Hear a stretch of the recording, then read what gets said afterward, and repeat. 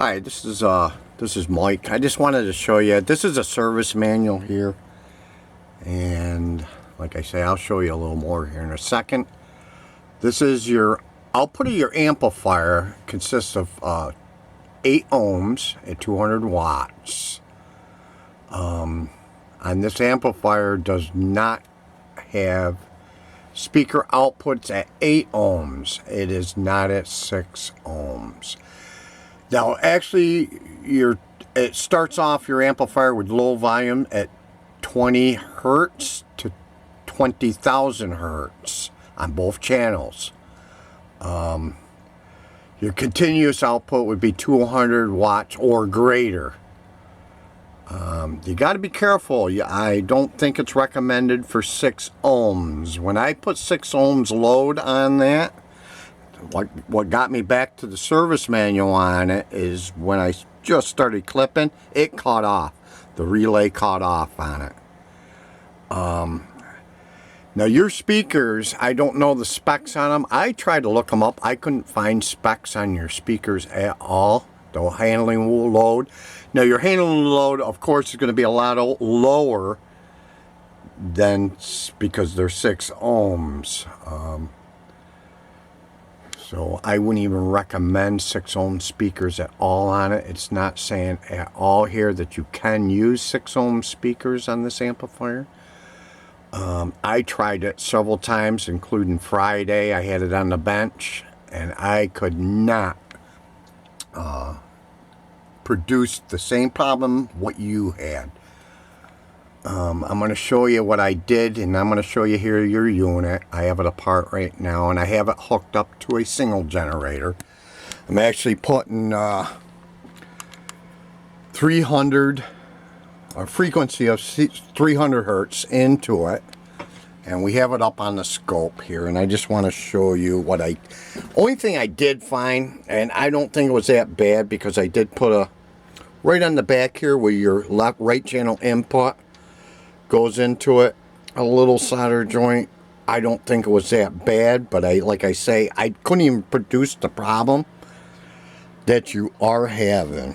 This is your unit here. Let me back up the camera here on it. And what I had it sitting just like this. Now I have the frequency going in on the scope, and right now I have it on both channels. I kept the unit cold for many times, and like I say, I did put a 6 ohms load on it, and before it started clipping, the unit kicked right off. So your speakers, like I say, if you have a set of speakers without seeing, I don't know the data on your speakers, but if your speakers will say on your minimum to make them work, and I'm just trying to be basic here, on the minimum, may say 45 here hertz.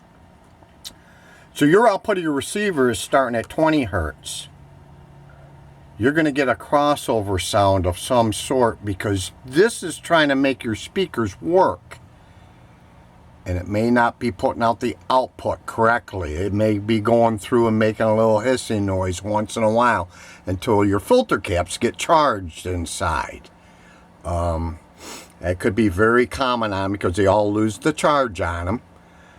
But I wouldn't recommend 6 ohm speakers with this setup. Now, I've had this unit sitting here for a long period of time again. And I'll show you here by your meters. Because when I turn it on, I'm trying to produce your low end, which I'll show you here. Very low end.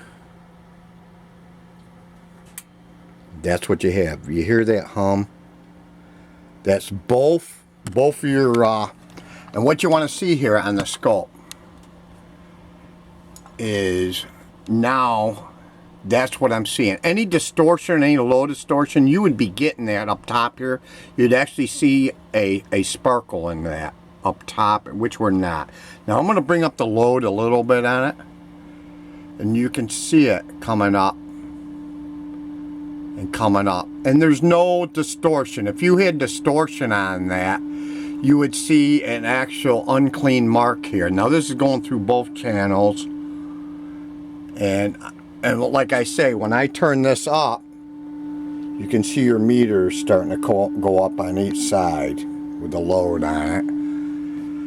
I've done this many times here. When I did try the 6 ohms, I did have some problems with it. Right now, it's very low. I'll keep this hooked up a few more times. I don't think the issue was at all anything with the unit. I would definitely recommend using 8 ohm speakers on it. 6 ohms are probably a very low watt, because even if it says 100 being 6, it may be only 50 watts. I would not even recommend it, because a lot of these outputs are recommended for 8 ohms load.